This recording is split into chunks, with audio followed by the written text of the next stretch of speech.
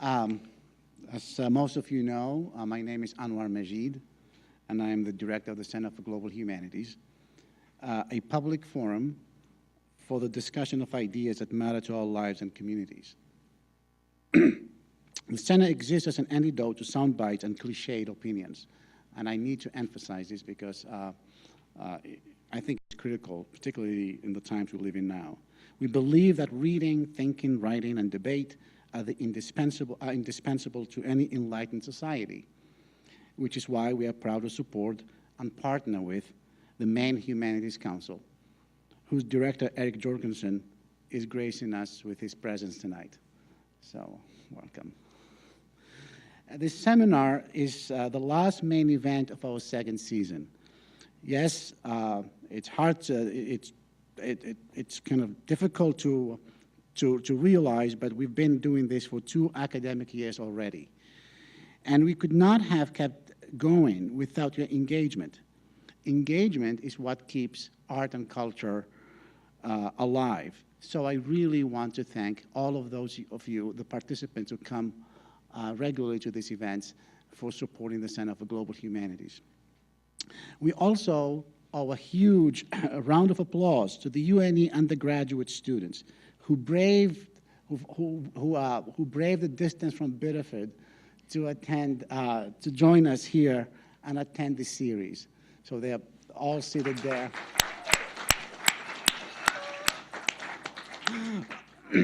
Some of them are here too. It's okay. These are the students who have committed to a whole year of, those students who have committed to a whole year of the seminar will be declared Center for Global Humanities Scholars at a reception next week. The reception will take place in the art gallery the same time at 5 p.m. So you're cordially invited.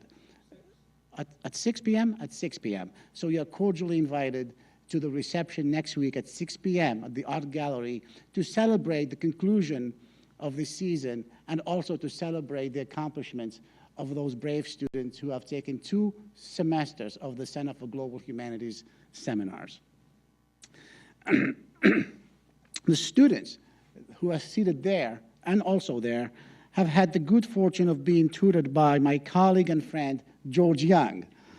And the quintessential, I took a few notes just before I came down, the quintessential cultured man, a seasoned professor who taught at Grinnell and Dartmouth before he came to UNE. And so to him, I also owe a great amount of gratitude and thanks. Thank you.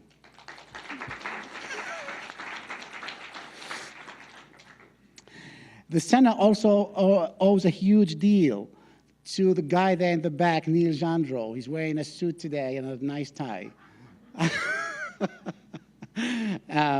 He is officially UNE's webmaster. That's his job description on the website if you go to UNE's website. But he is also a fervent believer in the role of ideas in a progressive society. And I've known him long enough to know that he's totally committed. And most of the work you've seen him do in this forum is out of his own volition. It's not part of his job description. It's just his commitment to the enterprise of the Center for Global Humanities. He is also the guy who directs the video streaming and archiving and the audio system in this room, as well as the Center for Global Humanities website. So I owe a tremendous amount to him, and I think without his technological support, I don't know what I'll be doing. I mean, it will be very difficult to reach a lot of you in this audience. Rolly Masseth, who's also, I don't know, is he in the back there, Neil? Oh, and David Diego, both of them have been also working very assiduously to help support the center in technical ways. So I owe them a great deal of thanks for their contributions. I also, last but not least, is Liz Bennett. She's here with the green jacket. She corresponds with every single speaker who comes to these events. She arranges their trips. She books their flights. And she also does a lot of work. I mean, I'm sure most of you, I'm sure Adrian knows the amount of work she does to facilitate people's trips. Behind her is Susan Piter, if I say it correctly. It's a big challenge to say her last name, but she is the official photographer. She's actually, her arms had to be twisted to be the photographer of this event. She's not a photographer by trade, she's a writer by trade, and we're all looking forward to the great book that is going to come out of her incredibly inventive mind. But I think she has done a tremendous amount of, she's given us a tremendous amount of support by taking pictures and making, and so immortalizing, so to speak, you know, the events that are taking place at the center. And just 2 rows behind her is my wife, who very rarely shows up. But because we have 4 children, because we have 4 children, and I just discovered today that Adrian too has 4 children, around the same age. So let me give you a little sort of little idea what's happening next season. And the reason why we need the technical support, we're going to be renovating this room, we're going to be improving on the audio and the visual capabilities of this lecture hall, because next season we are expecting another impressive group of speakers. Pauline Mayer will be speaking here in September from MIT. We'll be talking about the process of the ratification of the Constitution. Patricia Limerick, a very prominent scholar on the West, will be talking about the uncertain fate of the great American desert. Dan Cohen from Colby College, and we make a point of trying to invite our colleagues from other colleges and universities in the state. We'll be talking about how to lose an argument. And of course, the next speaker does not need a lot of introduction. Noam Chomsky will be talking. The topic has yet to be determined because we're waiting to the last minute to see what's going on in the globe to decide what topic would be most suitable for the event. And Craig McEwen from Bowdoin. Some of you may know him. He's going to be talking about solving problems, resolving disputes, and finding justice. Emily Martin from NYU will be talking about bipolar expedition, mania and depression in American culture. And Nabil Matar from the University of Minnesota will be talking about Europe through Arab eyes. He is one of the world's leading figures on this subject. In addition to these seminars that I've just listed, there will be lectures by other prominent thinkers and speakers to complement this series. So it will be a very exciting 3rd season. And so get ready and stay healthy, right? And not just for September, by the way, but also for tonight's seminar by Adrian Johns on the crisis of intellectual property. I invited him almost like a year ago, so he sounded a little amazed that I would invite someone a year ahead of time. But that's what we do at the center, because we need us to have a program that is way ahead of time to make sure that you all know about it and prepare for it. Now, Adrian Johns is professor of history and chair of the Committee on Conceptual and Historical Studies of Science at the University of Chicago. He is interested in the history of the sciences, history of the book and media, intellectual piracy and property from the Renaissance to the present. He is author of, among other works, The Nature of the Book, Print, and Knowledge in the Making, which was published in 1998, Piracy, the Intellectual Property Wars from Gutenberg to Gates, which was published in 2010. The latter book, this book, addresses the history of intellectual property and its enemies from the early modern period to the present, arguing that today's conflicts over IP are deeply rooted in the development of modern political and cultural systems. And just in the process of talking to him today, I discovered he just published another book, which came out, which is a little piece of this book that was left over, so to speak, from the last book. It just came out from Norton a few weeks ago. It's called Death of a Pirate, the British Radio and the Making of the Information Age. And it sounds like a fascinating book about the offshore ships that acted as regular radio stations during the 1960s and the kind of what happened to them. So without further ado, it's my great pleasure to introduce to you Adrian Johns, the last speaker of this year's seminar series.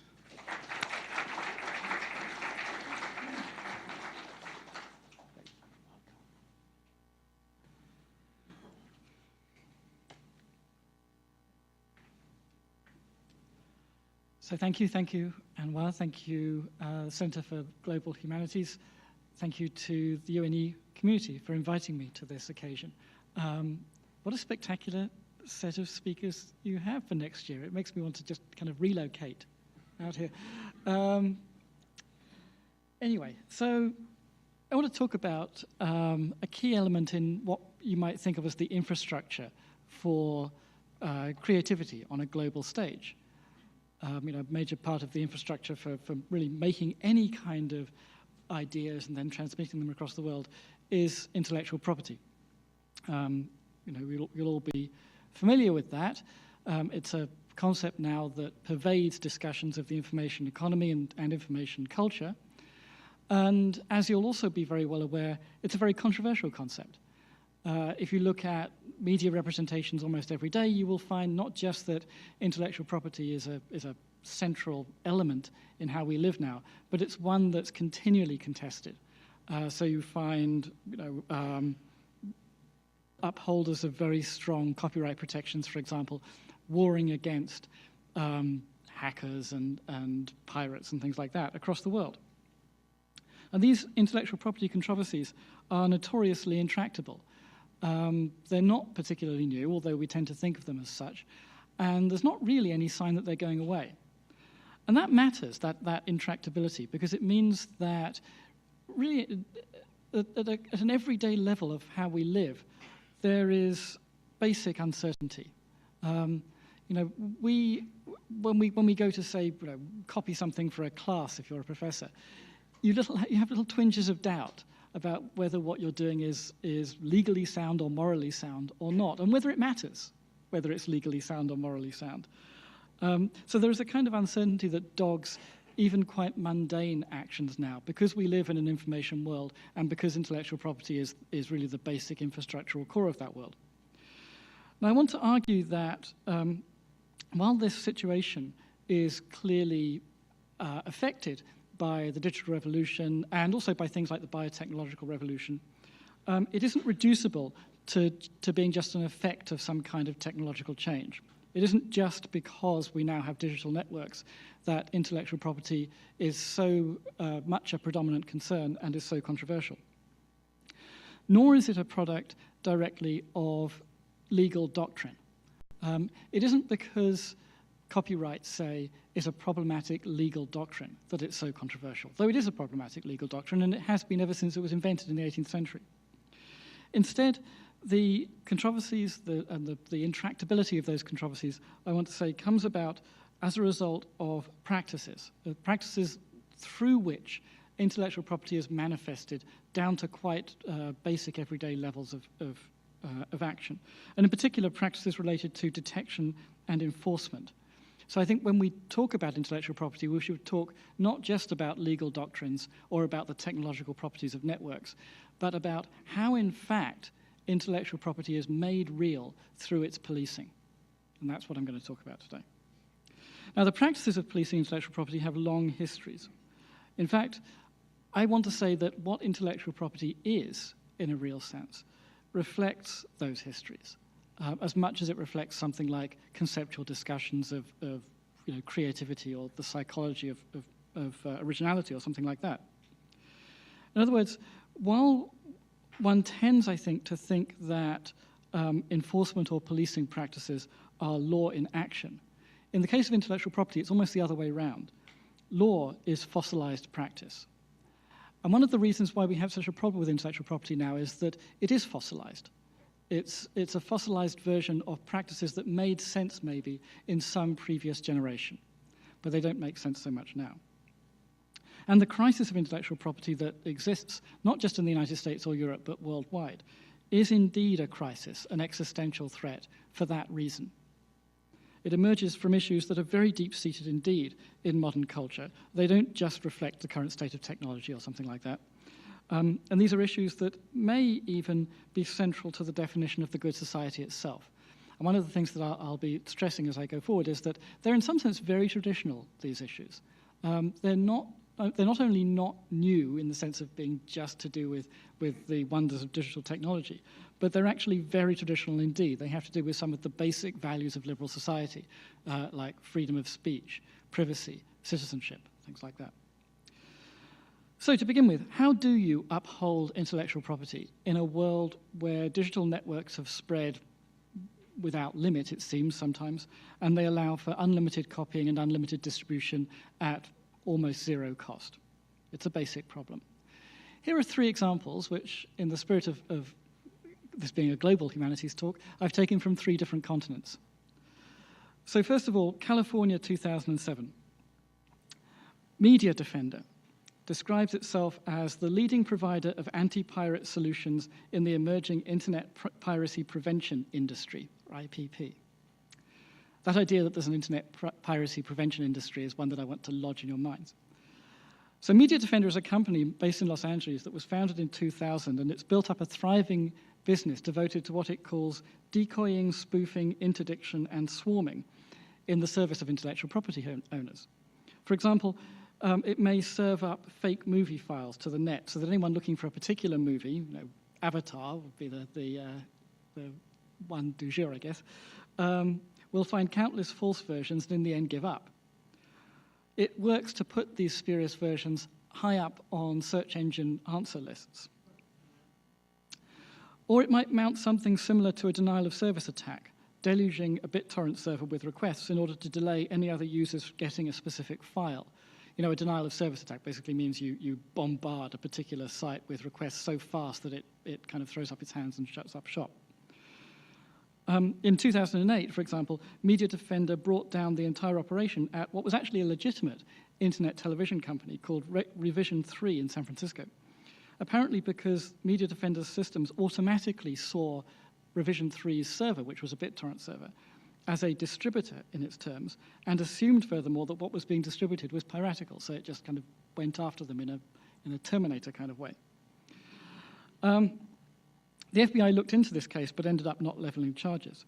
The company has anyway worked extensively with movie and music companies and is a favorite target as a result of hackers and the more kind of energized branch of hackery known as the hacktivists. An indication of why came in 2007 when Media Defender quietly created a BitTorrent site of its own called Mevi. And it was secret. Media Defender's involvement in this was very secret. Now, what exactly this BitTorrent site was for remains a little unclear, and the company itself later claimed that it was an experimental venture not meant to be publicly visible. But critics contended that it was designed to attract uploaders, that is, it would attract people to upload pirated movies, and that the idea might be to collect their internet addresses to then sell them on to movie companies and things like the MPAA, the Trade Association for the Movie Industry, which could then exercise enforcement against them. At any rate, Media Defender's role in Mevi was, as I say, extremely secret, and it looked like another anti-corporate subcultural node, rather like the Pirate Bay, until hackers got hold of 700 megabytes of company emails and made them public, revealing this link, at which point Media Defender's chief responded in one of these emails that the site was, in his word, now fucked, and it went offline pronto. Now, second example, India, 2010. India, as you know, has a big film industry, Bollywood. Now, in 2010, Bollywood got together and announced that it would begin, as it put it, using pirate tactics to beat the pirates. It would employ cyber hitmen to attack the websites that were distributing unauthorized files of its movies. And it hired a company called Aplex Software to discover these sites, then to send cease and desist letters, and then to attack the 5% of BitTorrent sites that ignored the letters. So this company's software began trawling the internet, looking for telltale links to new movie files. And when it found them, it would send letters and then go after the sites, typically using denial of service assaults to cripple these sites, and at the extreme actually trying to destroy the files themselves. But this, of course, is a problematic strategy, as Media Defender has found. A denial of service attack involves sending millions of requests for responses and so clogging the target site up. It's not quite the same as a distributed denial of service attack, which has become notorious in the press as the kind of weapon of choice of hackerdom. But it is similar, and in some countries it's actually illegal because it damages network communications by computers. And it's certainly controversial enough that even some copyright enforcement organizations have disowned it. It also leads to retribution, it turns out, in today's world. Because in response to Aplex's denial of service attacks, especially on the Pirate Bay, Anonymous, the now notorious kind of crowd group based on 4chan originally, launched its own distributed denial of service attack against Aplex using a low-orbit ion cannon, which is a piece of software that anybody can put into their computer and which will recruit you into Anonymous's kind of attack cadre. You put in the address that you're attacking, and it then helps with the denial of service charge. The name actually comes from an online video game, of course. This was the beginning of what Anonymous called Operation Payback. So it took down Aplex's site temporarily. It then went on almost immediately to assault the MPAA and the RIAA, the trade associations for the movie industry and the record industry in the United States. And it attempted to Google bomb the head of the MPAA. That is, an attempt to associate by repeated searches two concepts that might otherwise be not associated. In this case, the concepts that were going to be associated were the identity of the head of the MPAA and child molestation. Operation Payback then continued and expanded to target Media Defender, that company from 2007, and it took on a high-profile role in 2011 when it became the big defender of WikiLeaks and targeted things like MasterCard, because MasterCard had excluded WikiLeaks from its financial systems.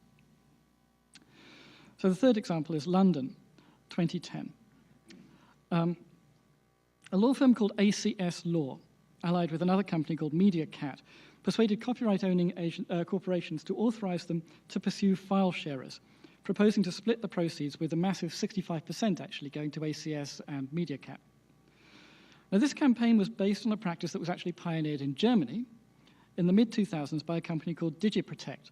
What DigiProtect did was to gather usage data from internet service providers and send thousands of letters to citizens across Europe, including Britons. And some of these citizens were like children and old-age pensioners, accusing them of downloading copyrighted files, in particular copyrighted pornographic films. It would then demand £500 each not to pursue legal action. And of course, many recipients, especially in Britain, this being Britain, were too embarrassed to protest, and it seems that DigiProtect made good on its corporate motto, which at that point was, turn piracy into profit. Now, like DigiProtect, ACS Law in 2010 exploited data collected by internet service providers. It demanded that these providers reveal the street addresses that were associated with particular internet addresses at which downloads have purportedly occurred. And this was a demand that several ISPs balked at because they know the implications, not least that with many houses having domestic wireless networks that are insecure, any outsider could in fact piggyback on a house's internet address without the householder being involved at all. For example, this is the case with me. I mean, I live in Chicago and I have a household wireless account that is not security protected. And I figure I'm okay because the people who live next door to me are actually a household full of Catholic priests, and of course Catholic priests would never do anything bad. No, actually, they're very sweet. And they did actually come round, one of them, once to confess to me that he'd been using my wife. Anyway, but many houses have accounts like that. So it's by no means simple that you can go from internet address to physical address to individual, determinatively. But this is what ACS Law was doing. It sent out about 10,000 letters to Britons in January 2011, by January 2011, accusing them of illegal downloading, especially of pornography. And under a business model that it called speculative invoicing, it demanded £500 from each of them, so there hadn't been much inflation there. And this tactic seemed set to spread because a second UK firm called GCB then mounted on the bandwagon and sent out more letters, some of them to the same people, actually. Now, many of the recipients of these letters, where they weren't too embarrassed to say anything at all, claimed that they were innocent. And before long, the Consumers Association decided that they were right, pointing out that if these people were guilty, how come ACS Law never took anybody to court? And as controversy spread, ACS Law found itself attacked by hackers, especially when Anonymous added it as the latest target in its payback campaign, which by now has gone from Aplex to the RIAA to the MPAA to Media Defender, now to ACS Law. And when Anonymous hacked into ACS Law, which it did with great ease, actually, the personal details of thousands of its targets, along with their alleged pornographic preferences, were issued online. Now, in the end, ACS Law did actually sue some people. it nominated 26 defenders, downloaders, in a court in London. But almost immediately, the company itself moved to dismiss its own case, at which point the legal process turned against it. The judge refused to end the trial, remarking that he got a stronger impression with every twist and turn that ACS law's manoeuvrings really reflected what he called a desire to avoid any judicial scrutiny, and he feared that it brought the legal profession into disrepute. ACS law reacted by abruptly shutting down altogether. It no longer exists. And it did this just before a verdict that was set to grant the defendants costs.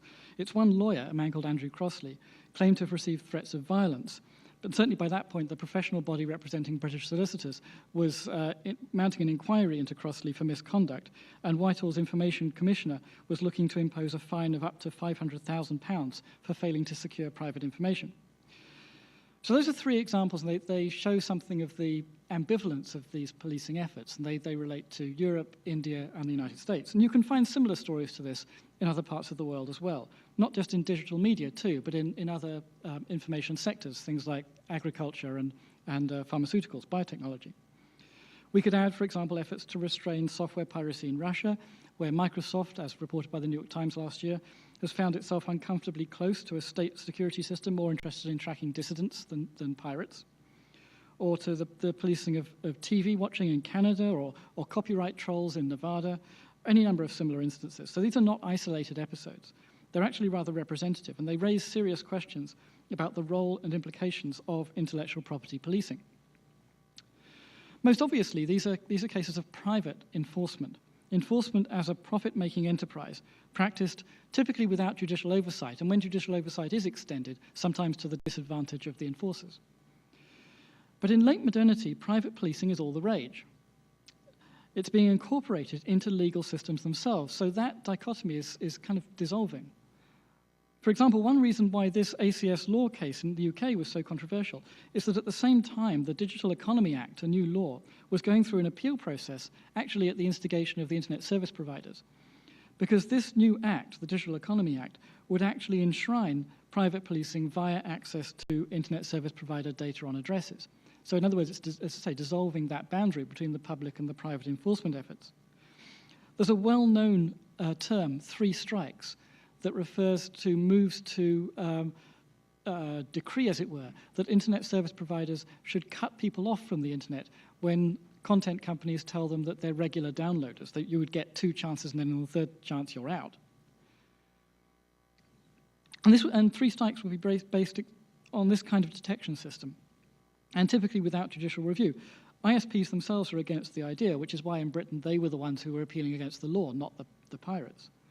It has obvious civil liberties implications too in any society that is comprehensively networked, but it is spreading.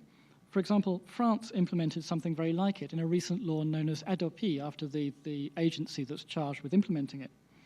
And New Zealand recently passed one too, although their actual disconnection would require a court hearing. These kinds of implications were to the fore too in the long controversy over the Anti-Counterfeiting Trade Agreement, or ACTA, which was negotiated in secret at American insistence between the US and other powers as an international enforcement protocol autonomous from the United Nations, the World Intellectual Property Organization, the WTO, and other authorities. For a long time, it looked as if ACTA was going to include an explicit commitment to a 3 strikes principle. Now, as it's happened, in the end, it hasn't included that, but how it's implemented how ACTA is implemented is actually still rather up for grabs. Now, on the one hand, these kinds of practices and proposals reflect a fantasy of total information awareness, to use the title of a defunct Pentagon program.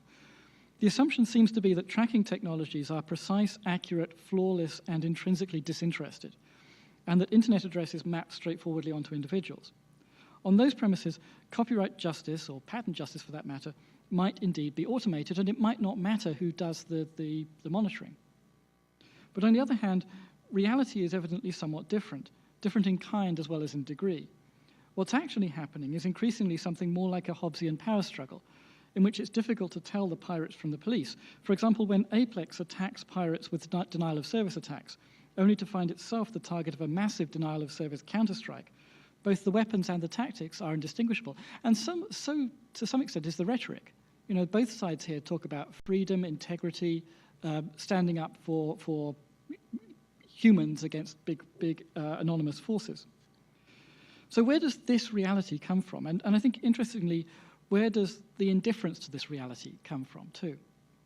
Now, for answers to those questions, we need to turn to the long-term history of intellectual property policing, a history that's in fact longer than the history of intellectual property itself, strictly speaking. The phrase intellectual property is a 19th century phrase, actually. It doesn't go back earlier than that. Now, the distant origins of today's intellectual property policing systems lie in the Renaissance in Europe, and in Italy in particular. The earliest patents are usually said to date from roughly the 15th century in the Italian city-states. Patents were manifestations of royal or state prerogative, each one being a kind of particular utterance on the part of the monarch, given to some particular individual to protect their unique ability to do some particular thing. They weren't particularly associated with inventions at first. By contrast, guilds, trade associations, trade companies, created registration systems that provided a similar kind of protection, but for only people within their fraternities, their particular industries. And they drew their legitimacy not from the state, but from the continuity of a craft. So their authority extended no further than the membership of the guild concerned. So, for example, before the invention of copyright, which is an 18th century thing, if I wanted to publish a book, I could protect myself in two ways. I could either go to the king and say, I need a particular bespoke patent, a letter to me, giving me the sole right to it. Or I could go to the Publishers Guild and register the title, probably to my publisher, who would then get the right to it.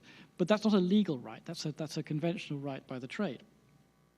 Now, those two things are actually politically incompatible. And in the 17th century, they did come into conflict, one result of which I'm not going to go into, was the invention of the concept of piracy itself.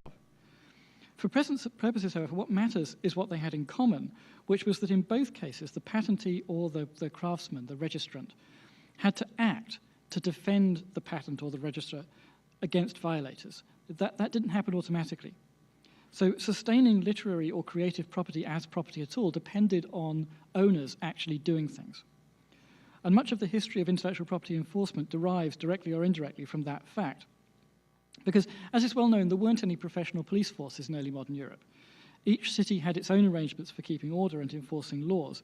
So in England, the place with the most direct connection to subsequent American history, what made lay enforcement practicable was a presumption of social circulation. The idea was that upholding a property, say in a book, would be the duty of the guild officers. And who held the offices in the guild was a matter of rotation. So if I held the office one year of warden, and I went out and victimized some supposed pirate printer one year, it was quite likely that that person would be elected to the same office the next year and could do the same to me. So what the apparent stability of what we would call intellectual property rested on was a principle of do as you would be done by. And a threat, actually, implicit in that the next year, whatever you did to somebody else would come back and haunt you. It was a matter for these trade officers because they had the knowledge to go into things like printing houses and bookshops or inventors' workshops if it's a matter of engineering, and they knew the people who were working there. This question of access was actually critically important, and it was seen as critically important at the time, not just in this domain, but in all domains of politics. Guild officers had the right to search members' premises. So if you're a publisher, the people who can go into your publishing house are fellow publishers, not state constables. And in fact, in the 17th century, there were long political debates about this, in England in particular. So the right to search is a right that the state's officers, the state's police, such as they were, didn't have. Trade officers did have it. And if they found piracies, then what they would do is they would take the pirated books to a central court run by the trade, where punishment would be meted out, typically the destruction of the whole edition. You couldn't go out of this private court into the larger legal realm without risking being blacklisted from the entire industry. As a result, the policing of literary property, as it came to be called, was a profoundly secret matter. Authors and readers had no idea that this was going on, and so they tended to think that print was as it were, self-ordering, simply because they didn't see the struggles. Now, this kind of participant enforcement remained normal across Europe through the end of the 17th century, And it bore certain consequences. For example, despite a lot of rhetoric about sedition, states were quite willing to recruit pirates as policemen because this is what the trades did themselves. So, for example, in 1688, the master of the Stationers' Company in London, that is the most senior publisher, and actually the King's printer himself, was a man called Henry Hills, who was notorious for stretching the law. And he'd been nominated by King James II because he was one of the King's few Catholic supporters in the trade. In general, literary property was assumed to be a matter of privy knowledge.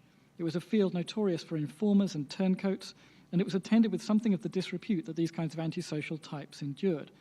And that issue of access, as I said, it was especially fraught. Guild officers like Sir Roger Lestrange, for example, who was the government's chief censor, railed at length about how printers were basically self-serving in having this kind of knowledge, and he wanted general warrants for his police to go into the printing houses, and he never got them. And in the end, he was one of the targets of the revolution in 1688 and was driven from office. Patents on machines and medicines were rather similar in enforcement strategies. Here, too, enforcement rested on the initiative of informed individuals, in this case patentees, who might be inventors or gentlemen rather than tradesmen, and on the use of inside knowledge often gained from informers. And it required money, expertise, patience, and constant attendance, but there wasn't a kind of public police element to it. But it was an essential activity because a patent itself didn't really confer very much. It was only regarded as giving a secure right once it had been tested by the courts. So it could be in the interest of the patentee actually to have a challenge. So these challenges became endemic. In the 18th century, though, the principle of participant enforcement fell into doubt and then disrepute, partly because of the rise of political theories of interest and reason of state, which were seen as Machiavellian, so there gets to be an increasing notion that states can be corrupt and self-interested, for example. But also because of successive actual scandals. One thinks of Jonathan Wild, who was recruited to track down highwaymen and ended up being a highwayman. In the same generations as these, the practice of policing literary property and patents changed too, but in a rather different direction. Proponents in this case tried to extend participant policing to a national scale. So in 1710, Britain passed what's usually called the world's first copyright law. And that's right, though the term copyright doesn't actually exist in it. What followed were 50 or 60 years of debates about reprinting, because what the copyright law did was it said that for a new book, you got an exclusive right for 14 years to it, possibly renewable for another 14 years if the author was still around. In the 1730s, books began dropping out of this statutory protection. But the London publishing industry believed that underneath that statutory protection limit of 14 years or 28 years was a deeper common law right that rested in nature itself. It was part of the nature of creativity that it gave rise to an exclusive right, which they then bought from the authors. And that right lasted forever. It was property. So they called this literary property. But they were challenged by Scottish and Irish reprinters who claimed that the formal limited term copyright was all there was. And at the end of that term, things became open and public domain. So they started reprinting things like Shakespeare and Pope and so forth. So through the mid-18th century, there are ferocious battles about this. And it climaxed when the London trade entered into what their opponents called a conspiracy to eradicate piracy, which proved catastrophically counterproductive. About 60 London publishers signed on to a scheme subscribing £3,000, which was a lot of money at that point, to deny the pirates a market. They hired a kind of army of what they called agents to go out to every bookshop in the country and see whether there were pirated books on the shelves, that is, books that were produced by the Scots and the Irish and the provincials. Anyone harbouring these books would be prosecuted mercilessly, they were told, and all should take care for fear you are informed against. This was a warning letter that was sent out to every bookseller in the country. Now, significantly, the Londoners did pursue legal action at this time, but the case was entirely a contrivance, and in fact, the High Court disdained even to hear it. What was really the heart of the initiative was this extra-legal searching campaign and the campaign of threatening letters. And it provoked enormous resentment. In particular, it galvanized an Edinburgh bookseller called Alexander Donaldson into assuming the mantle of pirate-in-chief and mounting a counterattack. Donaldson got hold of a copy of that threatening letter and reprinted it so that, as he said, the world may see how unjust their pretensions to an exclusive right are, and how oppressive in these lands of liberty their monopolizing schemes have been. He contended that a property regime resting on trade combinations and monopolies and extortion and battalions of agents intruding into private homes across the land, which was not a legal right, was more of a threat than piracy could ever be. In other words, it was the so-called pirates who upheld the public sphere and hence Enlightenment itself. And that's the first time that that argument was A, systematically made, and B, systematically believed. So for the first time, a principled rejection of literary property on Enlightenment grounds found real purchase, and it rested on practices of policing, not, or at least not immediately, on copyright's conceptual structure or on some technological issue. It's entirely to do with resentment at this claim to be able to enter people's houses. And that claim itself was a spatial expansion of a right that had existed consensually in London itself in the 17th century. It's when you expand it out to the whole country that people see it as tyrannical. That spatial aspect is worth noting because it keyed in with something that the Scots felt very strongly about in their reprinting. They claimed that the Londoners were trying to make Scotland into a cultural colony. As Lord Keynes, one of the great Scottish Enlightenment judges, said, London's apparent determination to crush this manufacture in the bud had a specific meaning. It would make of Scotland the cultural counterpart to, say, the American colonies, which were not allowed to produce manufactures of their own, but were simply to be raw material suppliers to the metropolis. So you start to see arguments relating literary property to colonialism, to political economy, to nationhood. And again, all of these come about because of enforcement attempts, practical enforcement attempts, not doctrines or concepts in the first instance. And they have to do with the extension of literary property, what later got called intellectual property, across political space. So prior to 1710, literary property regimes were specific to particular cities, and at that point they were fairly consensual. You know, the trade officers could go into your houses. It's when the spatial extent extends out that they get much more resented. And it was also why, when the Londoners sought stronger statutory protection, their sole success was actually a measure that had to do with customs at the borders of the country. For much of the 18th century, it actually became illegal to import books, even as a private citizen, into England, because the publishing industry won a law from Parliament saying that all imported editions of works previously published in England were contraband. They were decreed to be piracies. And of course, customs officers had no idea which books had been published in England first, so they just confiscated everything. And we actually have the lists that they wrote down of just travellers who were coming into the country with a chest of books, and would find them all confiscated on this rule. And this was what an inability to pass domestic thresholds had to mean if literary property, that rather ideal thing, were to be upheld in the real world. You had to have intrusive and sweeping actions at national borders. And as with other things, this applied not only or even especially to texts. It had long been accepted practice for regimes to give patents to individuals introducing new trades from other countries.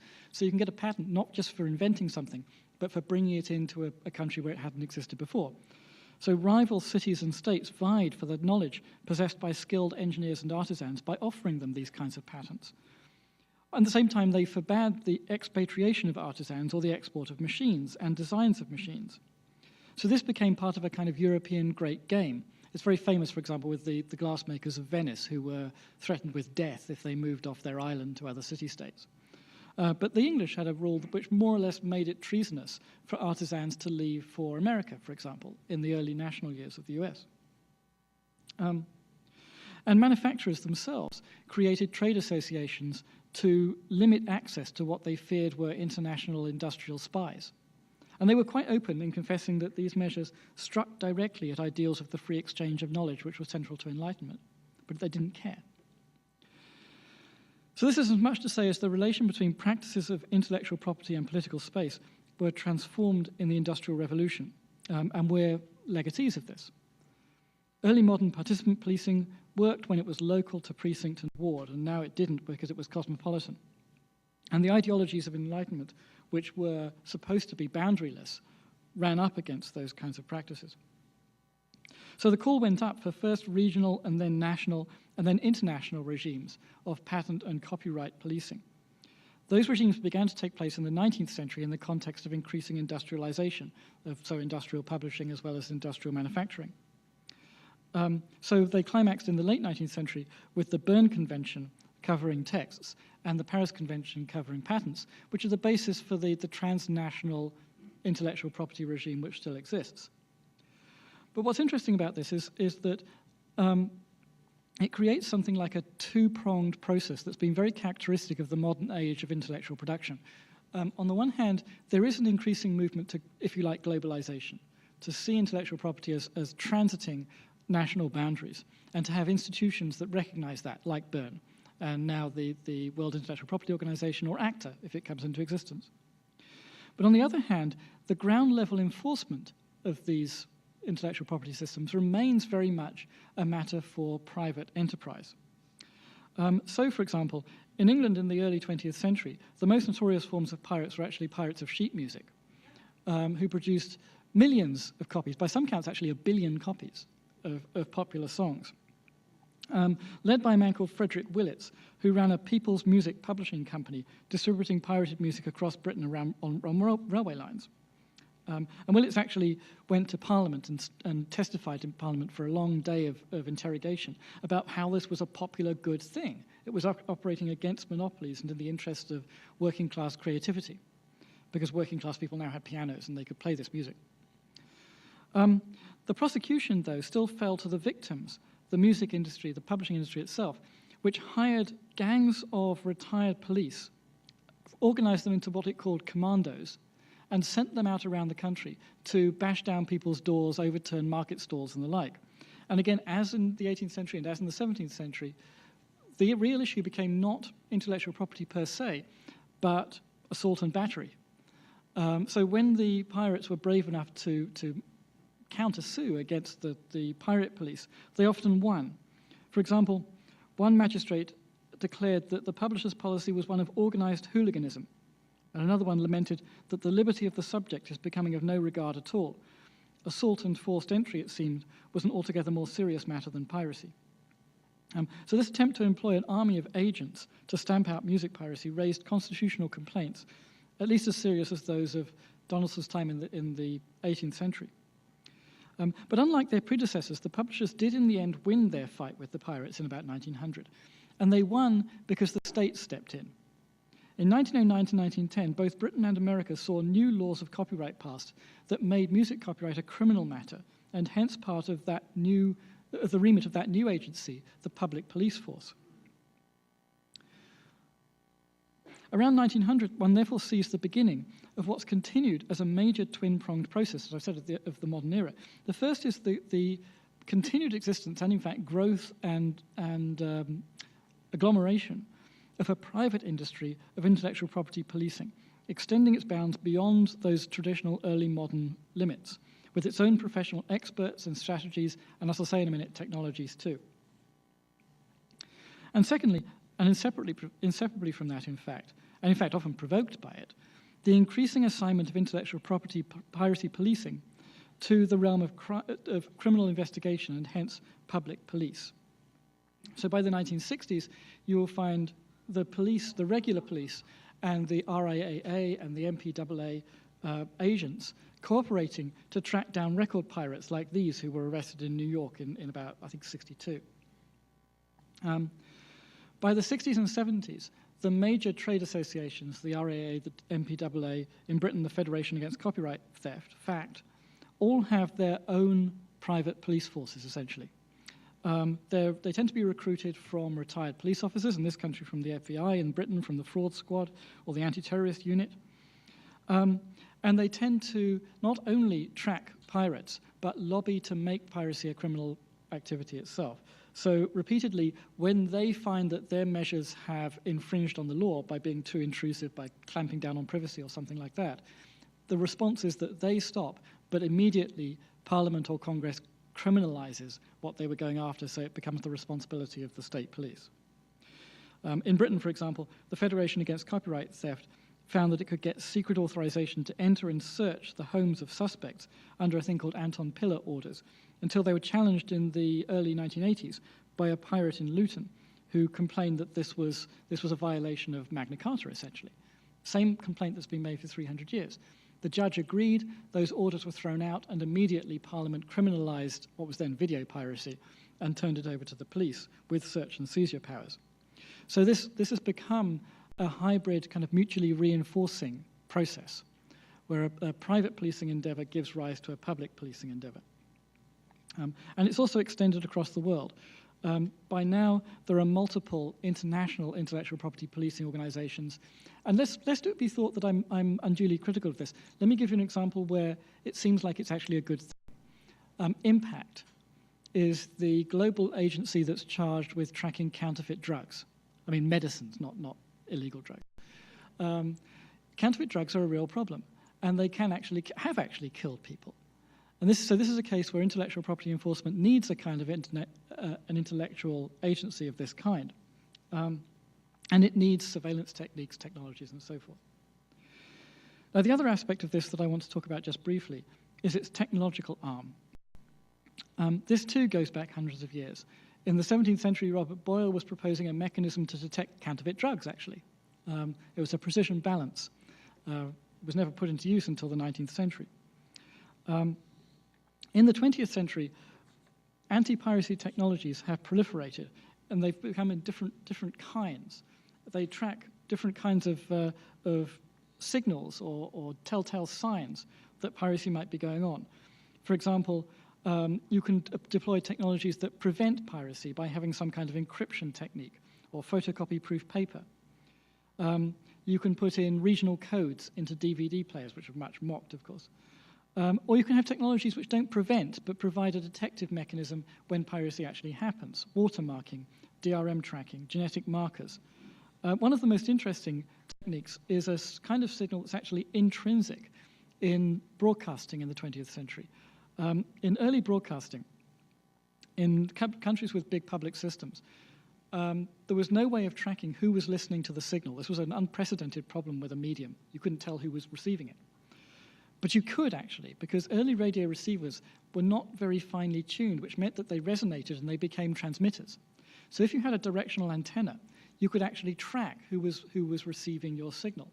And in Britain, where the BBC was supposed to have a monopoly on airwaves and to be financed by a license fee, technologies were invented to allow for the tracking of listeners for the first time without going into their houses. And this was absolutely key to the whole emergence of the BBC as a global broadcaster. This is one of the technologies. This is actually produced by a company called Secret Wireless. These are so detectives in the 1920s would be charged with going down the streets looking for an oscillator. An oscillator is somebody whose antenna resonates and becomes a transmitter. And the debate around the BBC right through the 20th century, if you look at it in the terms of these long historical contexts of intellectual property policing, is very much in those terms of access to houses, independence, autonomy, and Englishman's house is his castle. The physical manifestation of the technology is the detector van that for much of the 20th century trundled around England detecting license evaders or license pirates, as they were called. The detector van actually became not only a symbol of public broadcasting for Britons and of tyranny for Americans, but it also became the first real public pirate detection technology. These technologies have since ramified, and they exist throughout the world of anti-piracy policing. And I think what's so distinctive about that world today is the coalescence of the technologies with the globalized private-public partnership of this endeavor. So I've gone through this rather quickly. My intent really is to provoke questions in your mind about what we think intellectual property is, how it comes to be, and how malleable it may be, what its political implications are. And I think what I've said is, or I hope it's sufficient, to suggest that there is indeed a subject of inquiry here, and a consequential one. When in the 17th century, searchers on behalf of a company of printers and booksellers claimed the right to enter citizens' homes and search for signs of book piracy, it was a matter of fierce and impassioned controversy of principle, because it could be held to trample on the prerogatives of the subject. That was a central theme in the Glorious Revolution in 1688, and it continued to be a central theme in constitutional struggles through the 19th century. And nowadays, although the polity and the moral economy and the agency and the technologies are all very different, the principle is still there, and the passions for that reason are no less evident. These are some of the passions that drive Anonymous, for example. Access and surveillance remain among the most pivotal of political powers, and that's what I think is significant in the end. It's true that the properties of digital networks and genetic sciences are transformative. I don't mean to downplay those. Yet the questions raised by the anti-piracy industry, the questions posed, that is, by intellectual property in action, are paradoxically very traditional questions, and that's why they're so important. They're modern versions of problems that history has made central to modern political liberty itself. Their terms are privacy, property, accountability, citizenship, freedom. And they're among what history has told us to recognize as the fundamental elements of a just society. At the very least, I think one of the questions that we need to ask is the oldest one of policing, that is, who guards the guards? I think I will stop with that.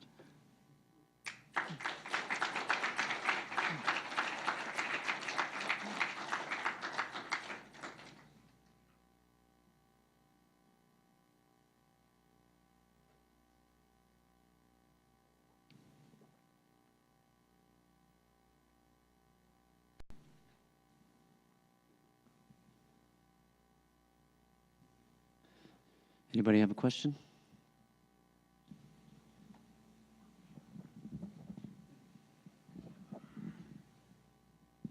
I really enjoyed your remarks. I'm curious about this notion, though, of the idea of these legitimate big companies, film companies and things. They're really today employing their own private police forces, their own thugs in the form of these denial of service attacks or the spoofers or the whatever the media defender, places like that. I'm really interested in the whole sort of where those kinds of organizations, the media defender, for example, looked a little more legitimate or mainstream than some of the other ones you showed us. But I mean, how those organizations fit into the sort of real, the real legal environment in the modern world. Yeah, it's not terribly clear actually. They're edgy. You know, these companies are sometimes pushing boundaries. A media defender was pushing a boundary with its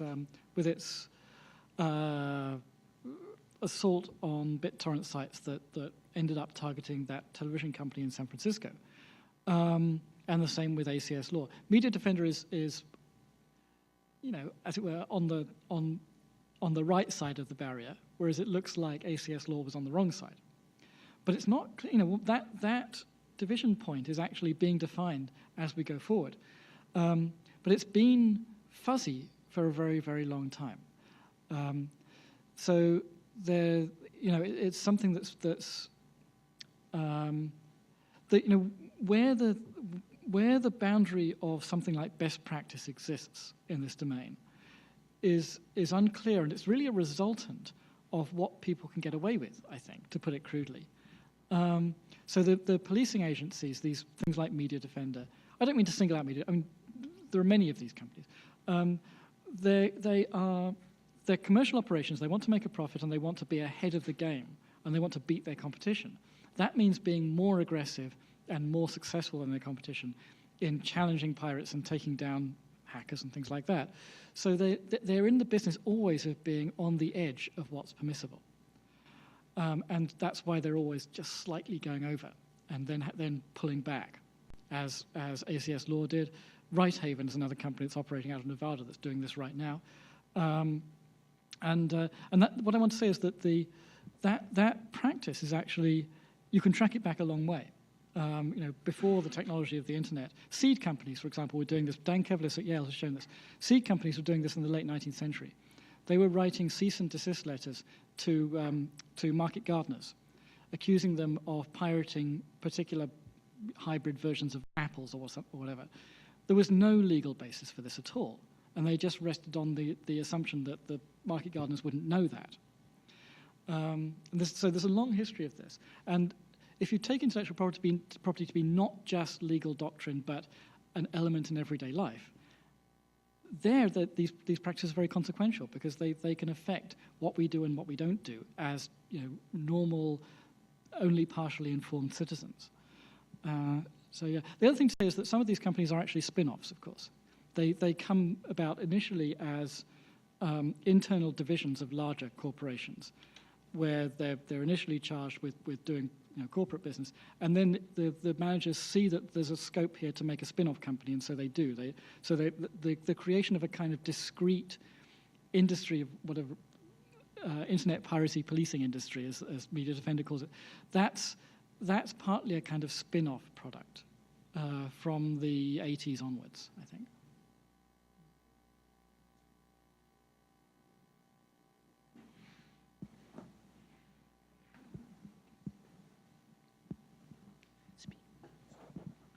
Thank you. This is very interesting and new to me, but one of the things you read in the press a lot is a country like China, this almost seems to, do they encourage this type of piracy?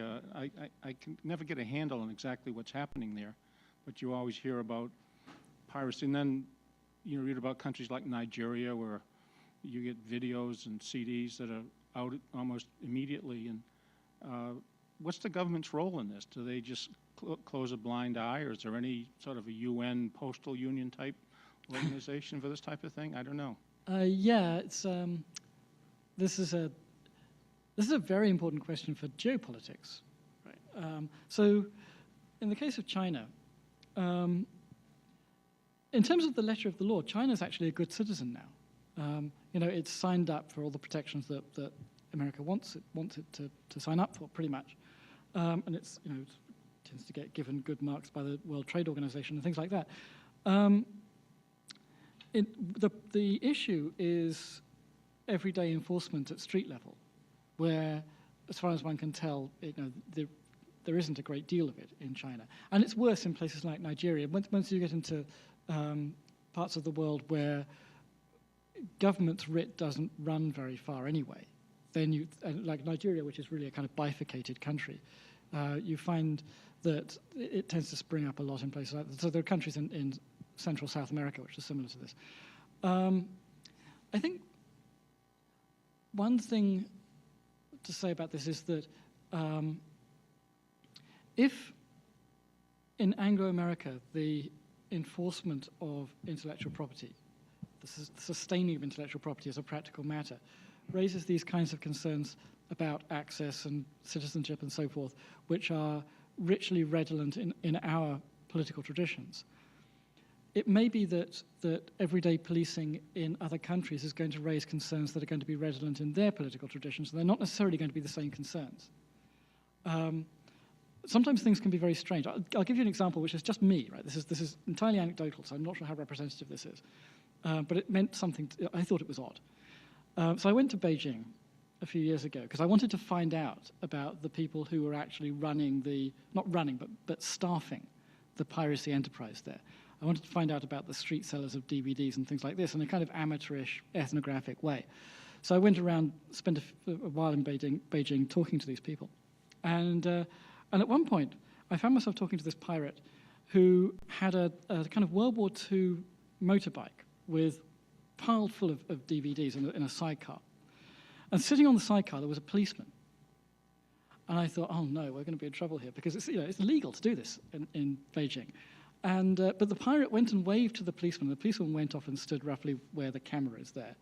And while I was talking to the DVD guy, and as you have to do, buying a couple of DVDs to kind of oil the cogs and so forth, and as I was walking away, he waved the policeman back, and the policeman sat back on the motorbike.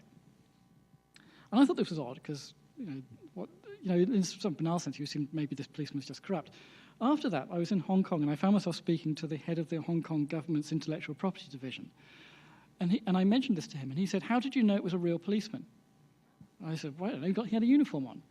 And he said, no, in China, something like 40% of people who wear police uniforms are not police at all. They're just people in uniforms. Because apparently you can rent police uniforms, or could at least, this is about 2001, 2002. You can rent police uniforms. And this is apparently done routinely for slightly fishy activities, that you get your policeman and you stick him there, so that if the real police go by, they think it's being handled and so don't disturb you. Now, the thing is that, we're used to a certain kind of world where certain things are self-evident, one of which is that people in police uniforms are actually police, whatever you think about that. What does it mean to try to do enforcement at street level in a place like China, where even the police might be pirated in that sense. I don't know. I mean, as I say, this is just my one experience, but I have a sense that there may be issues, as it were, as deep-seated in their political culture as ours are in our political culture. And it would be an empirical exercise to go and find out what they are, which people have not done because they see everything from the point of view of doctrine.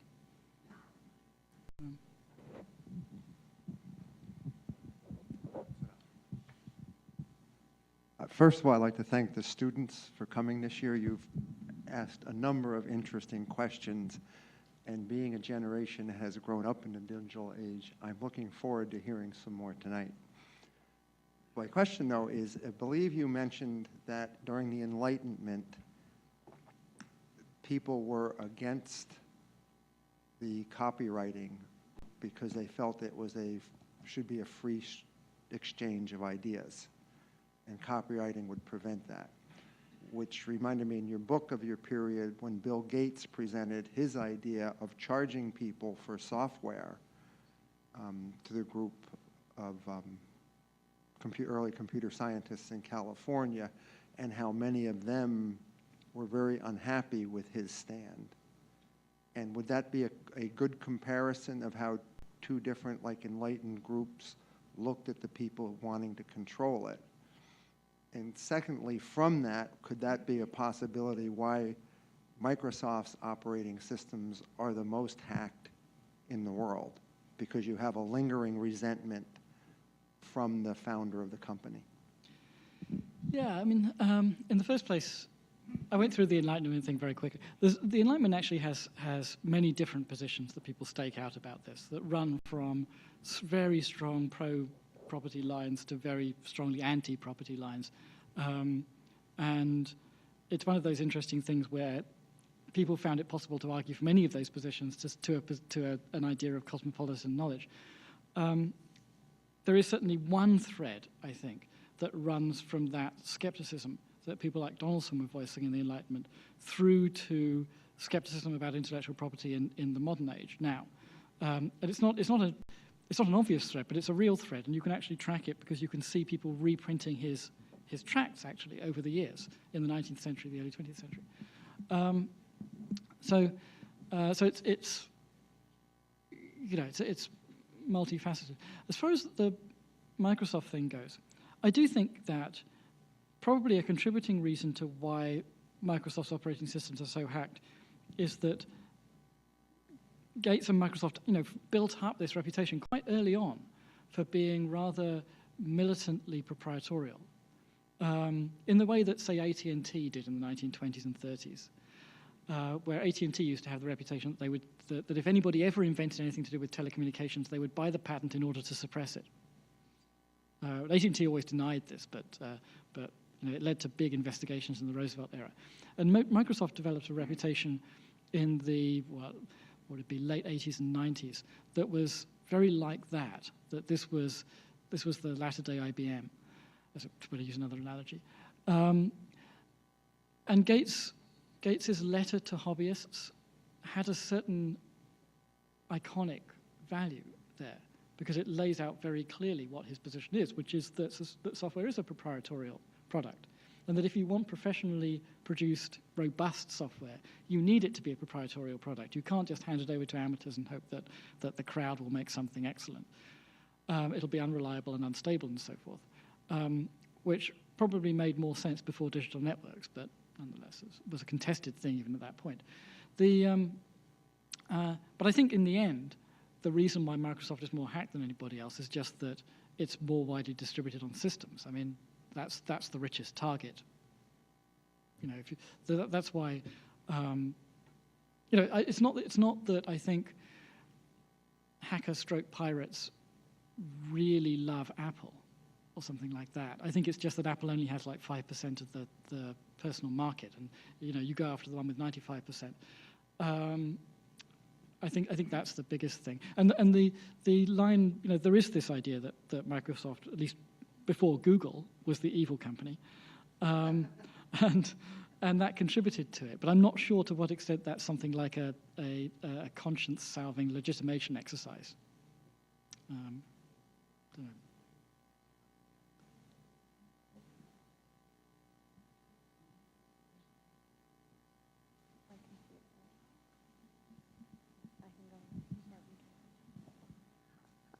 I don't know if you're aware of, we're having a really severe problem in the area of making quilts in the United States right now. It started off with a friend of mine in Tallahassee, developed a gorgeous quilt based on a needlepoint pattern that was of an angel rising from the sea. The person who published the needlepoint pattern wrote a cease and desist letter. This quilt was selected to be in the Paducah Quilt Show, which was the major quilt show in the country. The quilter was told that she could enter the quilt, but it could not be judged. It could not win a prize because it was a violation of this pattern, because you could not take a pattern and use it in another medium. And this was the first, I think, anyone's heard of it. Interestingly enough, this quilt was selected as the #1 most popular quilt at the show, although it did not get a prize. Since then, we have been hearing constantly publications and restrictions that we can now, your grandmother, when she makes a quilt, if she happens to put that out in the church bazaar, and it was from a published pattern or magazine, they would be committing an illegal act. And it's greatly repressing our quilters. And we are no longer allowed to sell any of our quilting at quilt shows. You can only show a quilt if you have an original pattern or you have a written letter from the person who did the initial pattern, or it's incredibly boring and traditional. So this has just really been very repressive, and it's really cutting back on the quilt clubs and fundraising opportunities and opportunities for shows and people doing quilting, which is one of the most popular hobbies in the United States. To further complicate this, the Smithsonian sold a bunch of the American quilting patterns to the Chinese, licensed in Chinese, which the quilters have been very upset and angry about. That was about 15 years ago. Yeah. That's fascinating, and that's a real example of how something, a deadening effect of that kind can be produced without necessarily there being any change in the law itself. It's entirely to do with how the law is actually appropriated and put to use, or even not necessarily even appropriated to put to use, but just kind of evoked in some way, right? Yeah, because nobody sane wants to be involved in any kind of legal process in this country. It's and the same in other countries too. But so you can do this and kind of get away with it, as it were. And groups, of course, institutions tend to be very cautious. So if the possibility exists that there might be some kind of possibility of infringement, then they'll take the side of caution and just not do something. And it's particularly ironic, of course, that it would happen with quilting, where the whole ethos and the communitarian character of it is so marked, right? Yeah. Yeah. And quilting really has been this is an academic thing to say. Quilting has been the acme of something like an artistic craft, where the ethos of it is very different from the high arts, but it's nonetheless an artistic thing that has values, quality standards, and so forth, all those things that in some ways one associates with the arts. It was one of the I think this is right, it was one of the models in this classic book called Art Worlds that came out about 20, 30 years ago by a sociologist, Becker, which details these kinds of communities. So it's especially ironic if that is being hit by this kind of evocation, I think.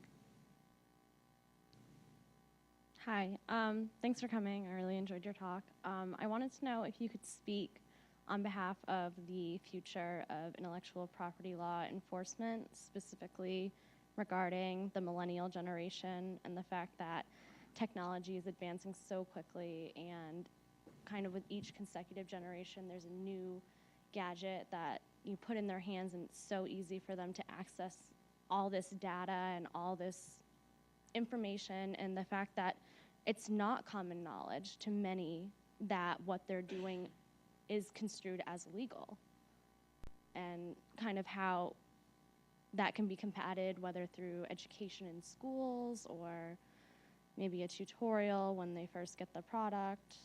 Yeah. Yeah, no, that's an excellent. I do think that. Okay, a couple of things about this. One is just that, in some ways, I'm relatively optimistic that that's where the hard-line absolutists of intellectual property are not going to win in the end. I think, for example, it's quite likely that some solution to the orphan books problem that brought down the Google Books settlement will be found, if necessary, by Congress. And I think it's quite likely that the excessively long term of copyright will be kind of wound back somewhat in the future. So I think that we're not necessarily on a trajectory towards ever increasing protections and therefore ever more constrained, uses, as it were.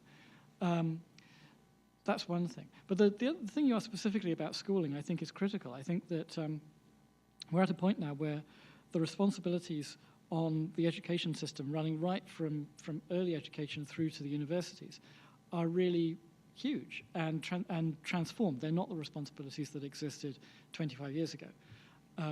We need to inculcate in what did you call them? The millennial generation, the next you people.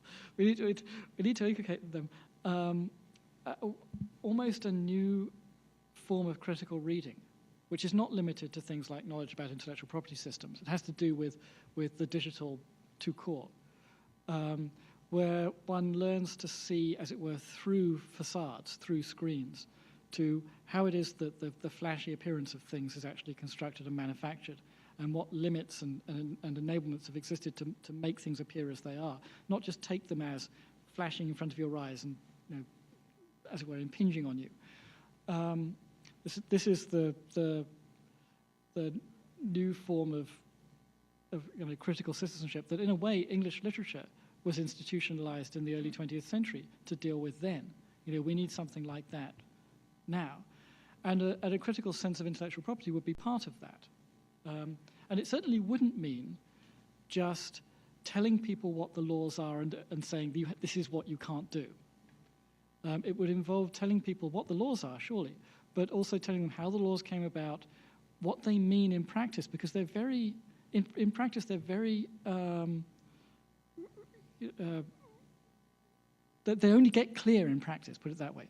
And you see that especially with something like fair use, which is notoriously fuzzy. Fair use was not given a formal definition until the late 1970s, even though it existed in some form for at least 150 years before that. And even now, categorizing something as fair use or not fair use is really a product of quite sophisticated tacit knowledge. But what's true about fair use is also true about lots of things that we take to be much more doctrinal. And inculcating into the next generations an ability to work with those systems, protocols, practices, and so forth is absolutely key.